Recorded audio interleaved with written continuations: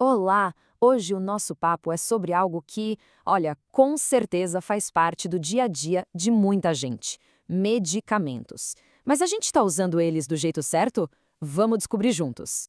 Sabe aquela gavetinha ou caixa em casa que parece uma mini farmácia? Quase todo mundo tem uma, né? Para dor de cabeça, para um resfriado. Mas a pergunta que fica é: a gente está usando tudo que está ali da forma mais segura e eficaz? Pois é, a grande questão é essa. Será que estamos usando tudo isso do jeito certo? Bom, vamos mergulhar nesse assunto para entender melhor. Para a gente começar a organizar as ideias, existe um conceito que é a base de tudo, a regra de ouro, digamos assim. É o chamado uso racional. Vamos ver o que isso significa. Olha só, segundo a Organização Mundial da Saúde, a OMS, o uso racional de medicamentos é bem específico.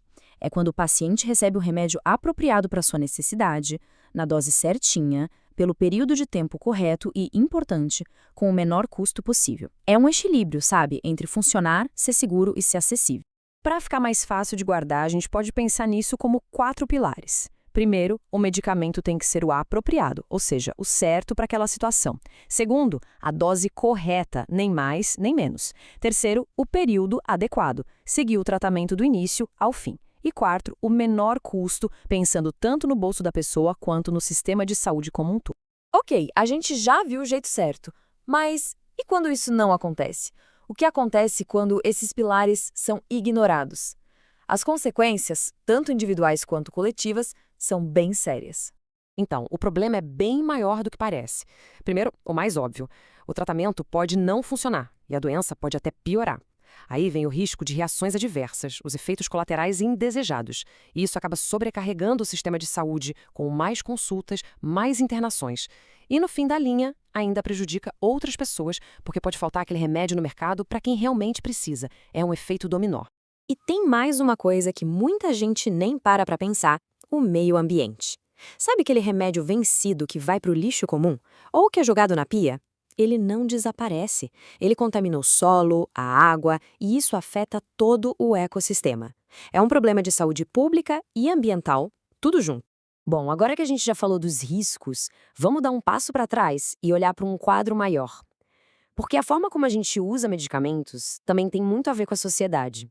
E aqui entra um fenômeno chamado medicalização. O que é essa tal de medicalização?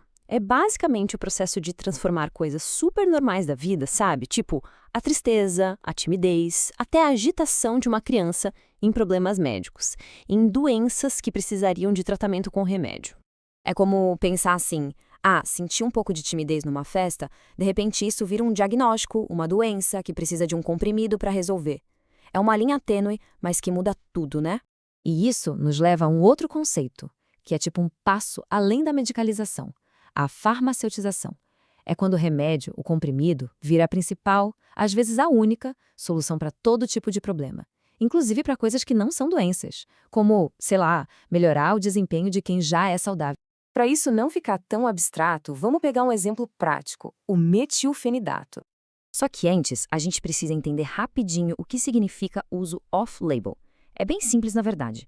É quando um remédio é usado para algo diferente daquilo que está na bula, seja para outra doença, em outra dose, ou para um público diferente do que foi testado e aprovado. Então, vamos lá.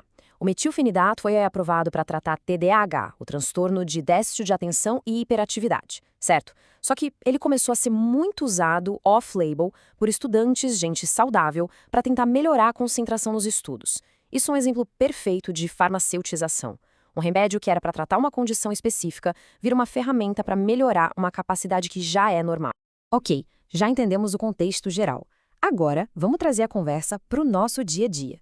O que a gente pode fazer na prática para ter mais controle em usar os medicamentos de um jeito mais consciente? Olha, tudo começa na consulta médica. A conversa com o profissional de saúde tem que ser aberta. É super importante contar tudo que se está usando, tudo mesmo. Vitaminas, chás, suplementos, porque tudo pode interagir. Falar sobre alergias que já teve, claro, e o mais importante, perguntar, não pode ter vergonha. Sair do consultório com dúvida, não dá. Na hora de pegar um medicamento na farmácia ou no posto de saúde, vale a pena fazer um checklist rápido. Confere o nome, vê se a dose está certa, olha a data de validade, dá uma olhada na embalagem se não está rasgada, amassada. E uma dica de ouro: guarde sempre na embalagem original. Ela foi feita para proteger o remédio da luz e da umidade. E na hora de tomar o remédio, duas coisas bem simples, mas que fazem uma diferença enorme. Primeiro, lavar as mãos antes de manusear. E segundo, tomar com um copo de água. Parece bobagem, mas não é. Mas por que especificamente água? É que a água é neutra, ela garante que o remédio seja absorvido direitinho pelo corpo. Já outras bebidas, tipo leite, suco, refrigerante, elas podem interagir com o medicamento. E aí, ou o efeito diminui, ou é cortado, ou até pode ser alterado de um jeito perigoso. Então, o seguro é ir de água mesmo. Enquanto o tratamento durar, a palavra-chave é disciplina. Siga os horários e a dose à risca. Outra coisa, não parta os comprimidos no meio, a não ser que ele tenha aquele suco, aquela marquinha e que tenha sido uma orientação profissional. Para xarope, use o medidor que vem na caixa, nada de colher de cozinha. E, por favor, vá até o fim do tratamento, mesmo que já se sinta melhor. Isso é crucial, principalmente com antibióticos. E para a gente ir fechando, é importante lembrar que essa responsabilidade não é só de uma pessoa. Essa ideia resume tudo muito bem. O uso racional de medicamentos é uma responsabilidade de todo mundo. Quando o paciente se informa, pergunta, participa do próprio tratamento, ele não está só se cuidando, ele está ajudando a construir um sistema de saúde mais seguro e eficiente para todo mundo. Então fica aqui a reflexão final.